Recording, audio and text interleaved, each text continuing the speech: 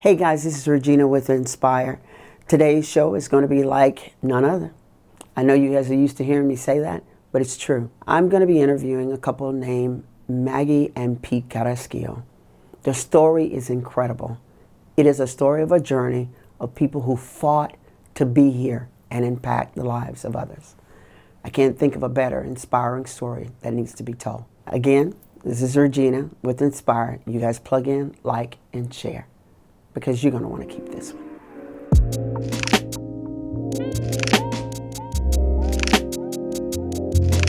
So Maggie, we're going to start with you first. Who is Maggie Carrasquillo?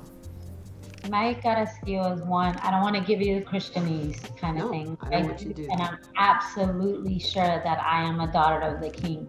And outside of that, I'm bold as a lion, courageous as I don't know what, and just in love with Jesus. Yeah.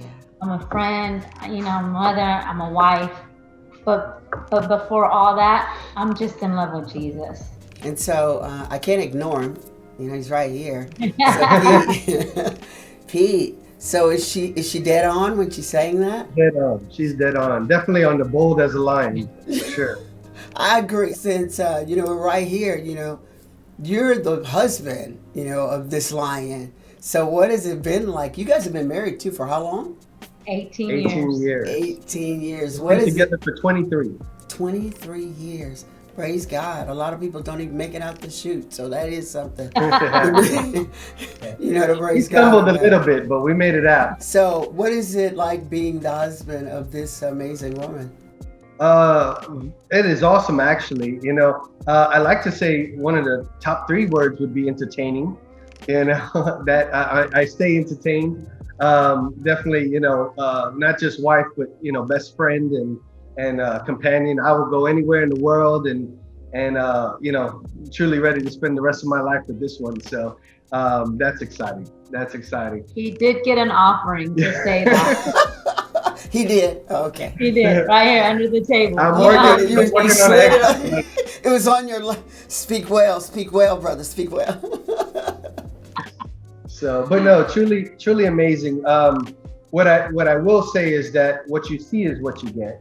A lot of times, when she's out there and she's ministering, and a lot of people think, oh, well, did she just prepare something, or is she just up there being bold up there? And it's the same. It's consistent all the way through, and I love to see that. I do love to see that, and that's amazing. I think one of the things that I love the most about you guys is how your love emanates for each other. It is absolutely, mind-blowing, and it is so genuine, and so I'm so blessed to know you guys and have seen you really in action. And it's amazing. It really is.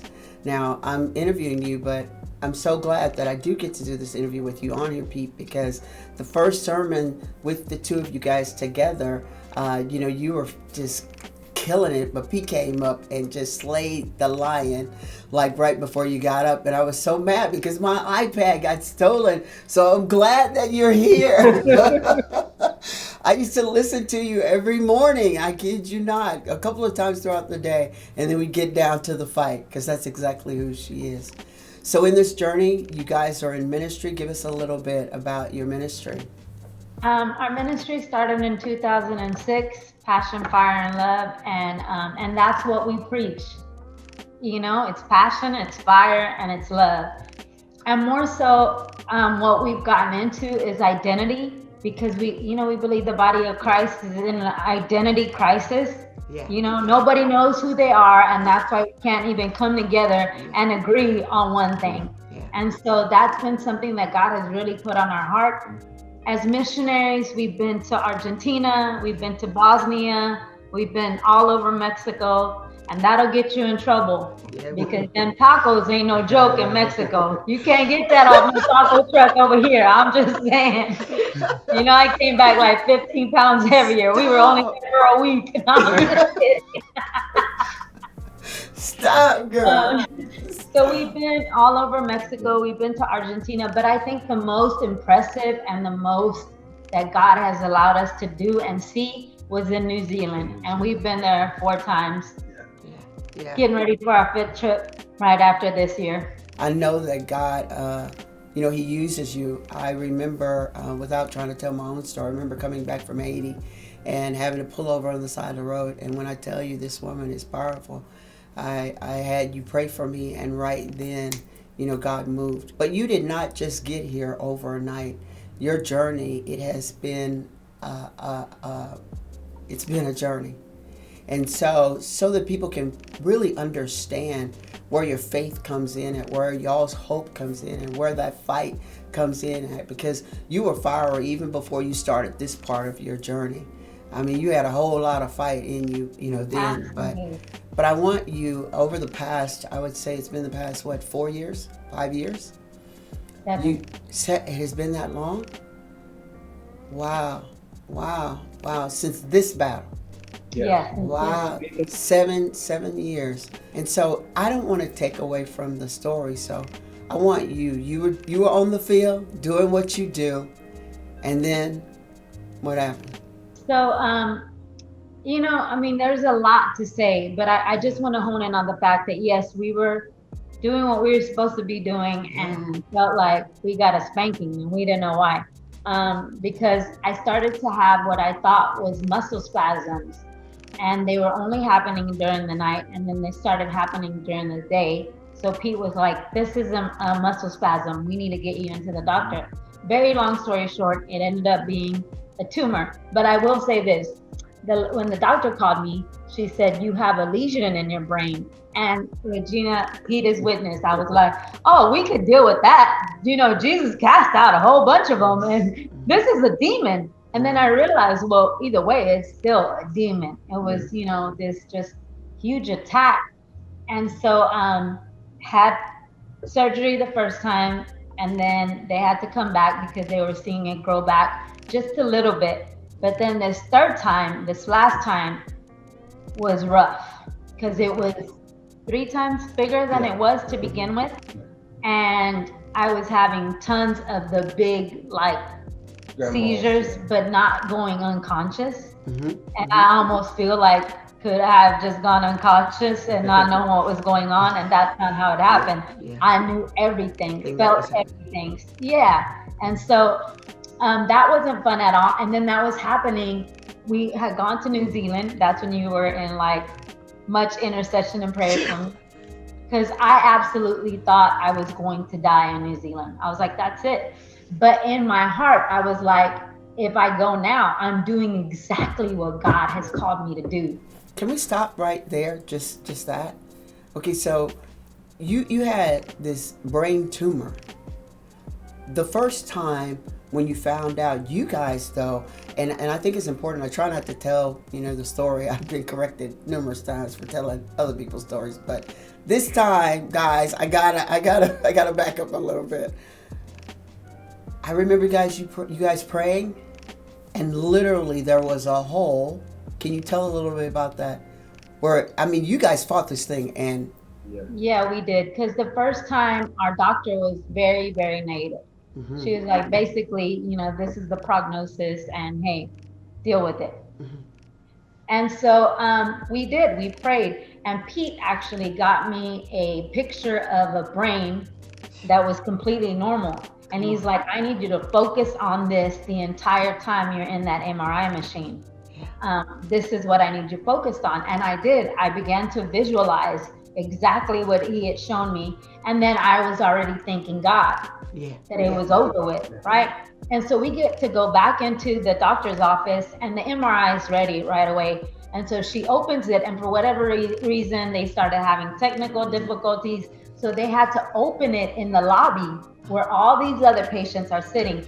And when they did, she comes out and she says, where is it? And there was no enhancement, and there was no tumor. And so this is happening in a room full of people. And she looks at me and she says, there has to be something wrong. And I said, no, you just have to admit that you were wrong. That was it. And so we walked out of there thinking, this is over. It's done with. We're not going to have to go through this again. And I went a year and a half, and I was telling everybody and their mother-in-laws that I'm cancer free and I'm going for it. Which was true. Yeah. That tumor, it left. I think that's important for us to say that you guys prayed, you stood in faith, and you dealt with that. The attack just continued. We can win battles and then still have to get up and fight again.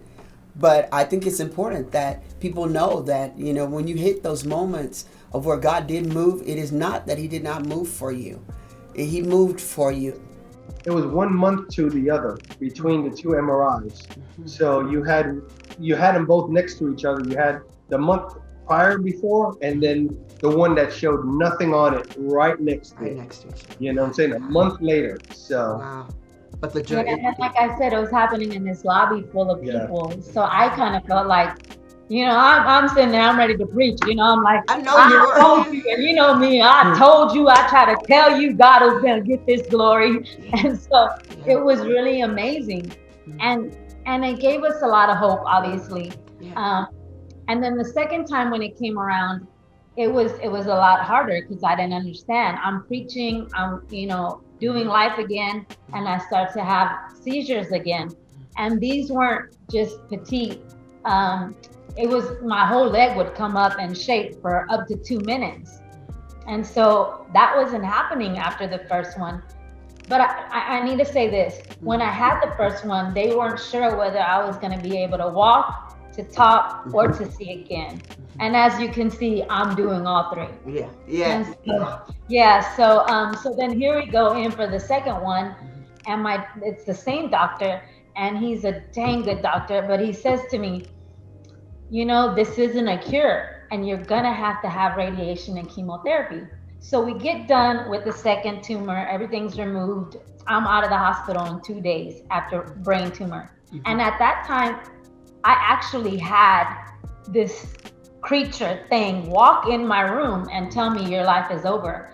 And what came out of my mouth, I had never read in the Bible. I had never read it. And so it's standing in front of me. I'm seizing. I just got out of surgery and I'm seizing. Right. And what came out of my mouth was, you're a withering branch coming to nothing. And yeah, I could feel that. I was I felt that, right? I was like, you're a withering branch coming to nothing. And I'm sitting there having this seizure, and I'm thinking, I just had surgery, so this shouldn't be happening. So my doctor walks in the morning and he says, we're releasing you today. And I said, no, you don't understand. I just had, I was seizing last night. Right. He's like, okay, well, if it happens at home, it happens at home. But you need to get ready for radiation and chemotherapy. So my whole family got together and we began to pray because I was supposed to start chemo that day, and the chemo doesn't show up. It just, because I'm on oral chemo, and it didn't show up to the door. And then when we called, it was like, we don't even have an order for you. And my doctor was doing all that. So my family and I took it as that's a no, we ain't doing it this way. And we went 3 years with holistic, trying everything natural. And I'm not gonna say that it didn't work, because that tumor didn't start growing back until 3 years later, after we went through all this holistic stuff. But we were, being led by the Lord the entire time. When somebody from New Zealand called us and said, there is a clinic in San Antonio, Texas, how far are you from it?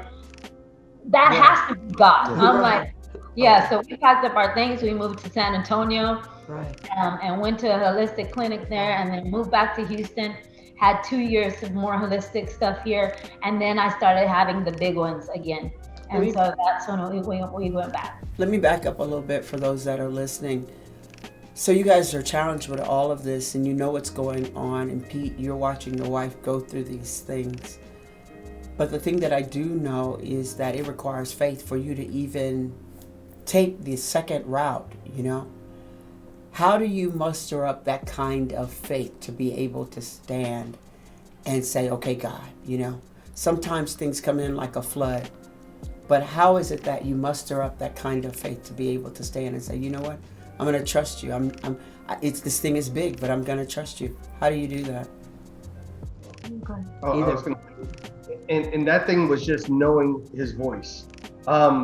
I don't have a problem going, doing, as long as I know he's saying go, as long as I know he's saying do. And if he's saying run, dive off the cliff, I got you. As long as I know it's him, Right. by the time you turn around, I'm not waiting for 1, 2, 3, I'm gone. Right. You know, Right. so I think it was that assurance, knowing that out of all people, I could trust you. Out of all people, you have me. And if you're saying, hey, go ahead and go, I mean, literally within a month, we were packed up, had an apartment in San Antonio, and moved. And we worked out the details after. But God, you said go. How important is it that when you hear the voice of God that you move like, because you guys, you're saying it like you packed up and you were like out of there. How important is it to your victory to move when He speaks?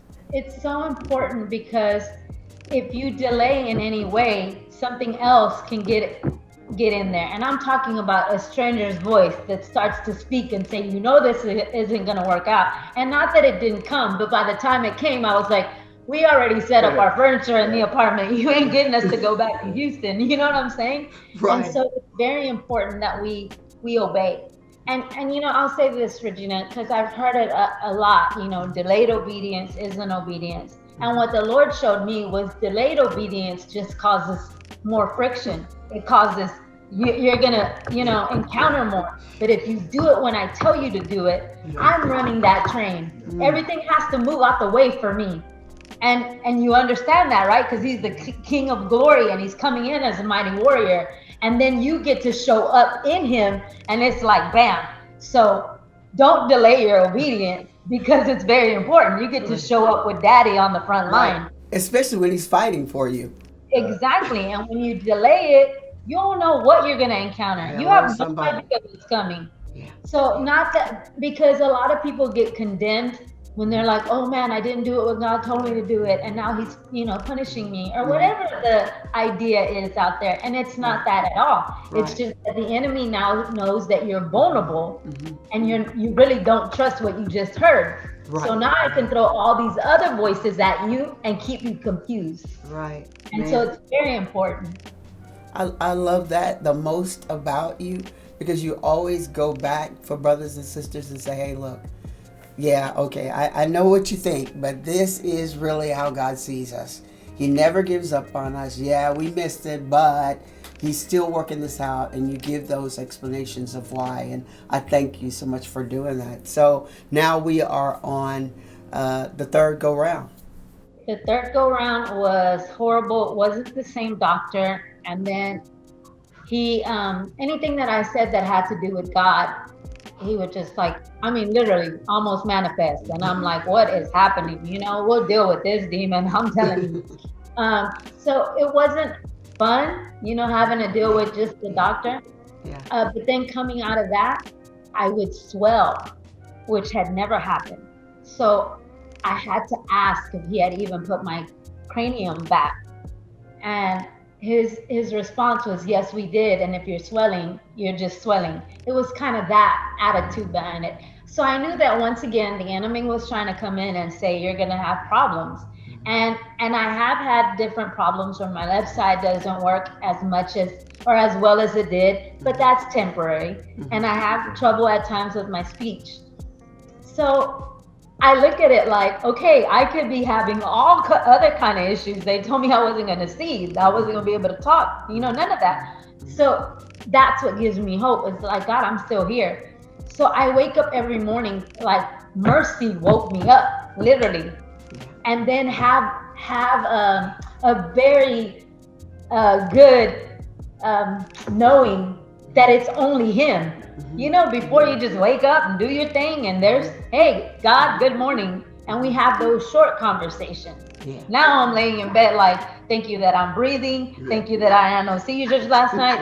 I mean, the list goes on. God's probably like, I got you. I know what you're saying. I know what you're talking about. Okay. All right. Let's get on with the rest of the stuff. Exactly. And it's changed our whole lives. It's changed our prayer lives. It's changed the way we do life. I mean, prayer used to be like, God, heal me, heal me, heal me. And Pete agreeing with me. And my prayer now is, God, thank you that I'm healed, and thank you that I can still do what you've called me to do, even if it is from sitting in a chair. And it's never a fist at God, like, why is this happening to me? Right. I don't think we even went through that phase. There was never a time where we were like, why is this happening to me? Well, you killed that second question, because that's exactly what I was going. Did you ever have? You're like, and there's never. You know what? Look. Yeah, no, Look, my Holy Ghost sister.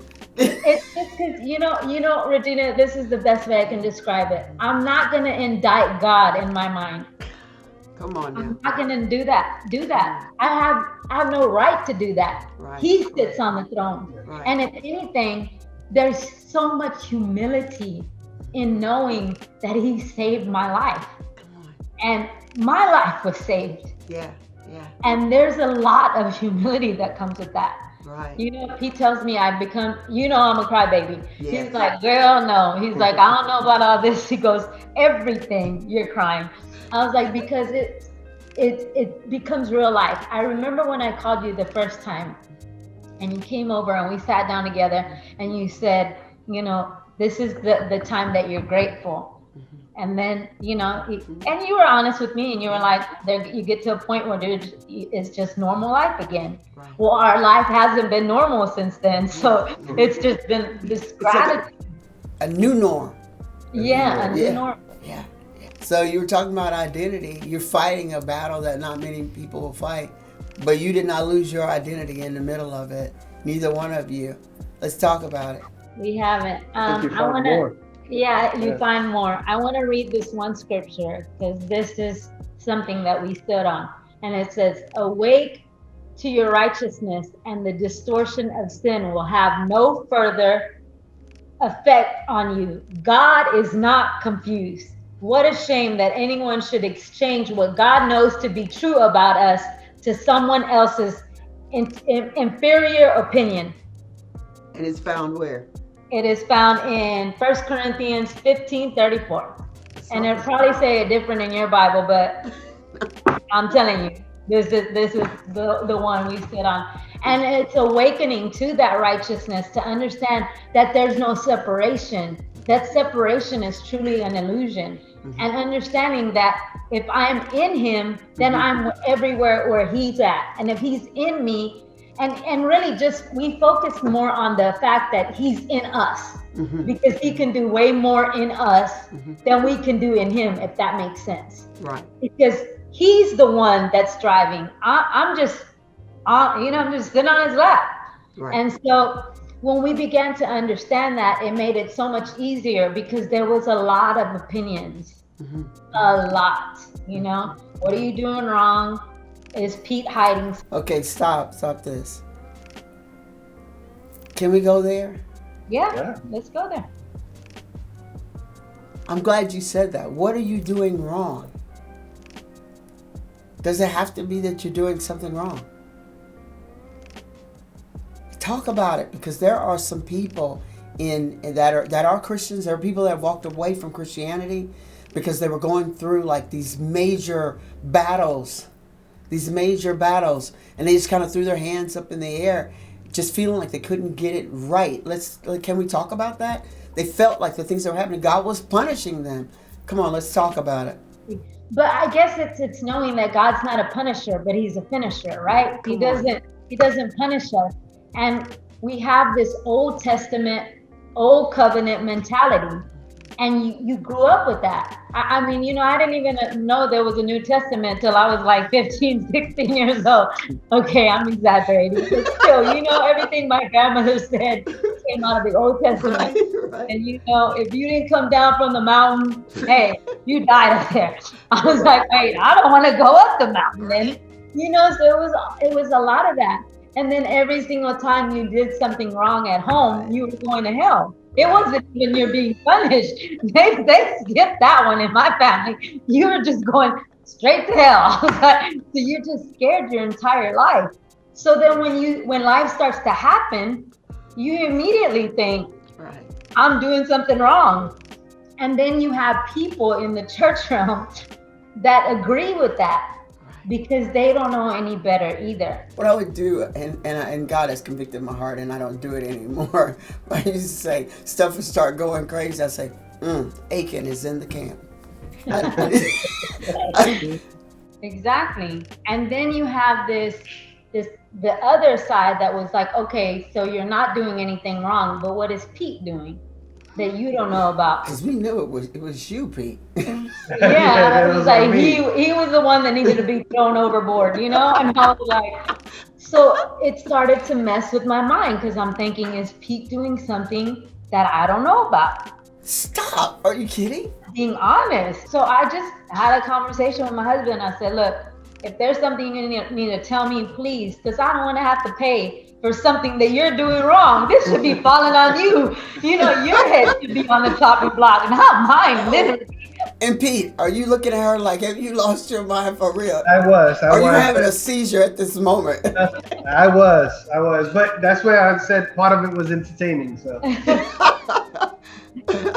So we got past that one, and then it was the thorn in my flesh, and then it was my Job experience. But I love, like I said, Regina, God talks to me like he talks to me. So he's like, a thorn in your flesh, you've been a thorn in other people's flesh. He's like, that's not what we're doing. No, I was like, God, thank you that I was able to help. Crazy. I was like, I knew you were going to do it. You did it. We're better people. Because thank you for our ministry challenges. Amen. In this, the journey's not over, but you're still praising him. Oh, yeah. So my last breath. To your last breath. So my last breath. Wow. With you saying that, I'm going to let you go ahead and close, sister. I'm going to let you do what you do.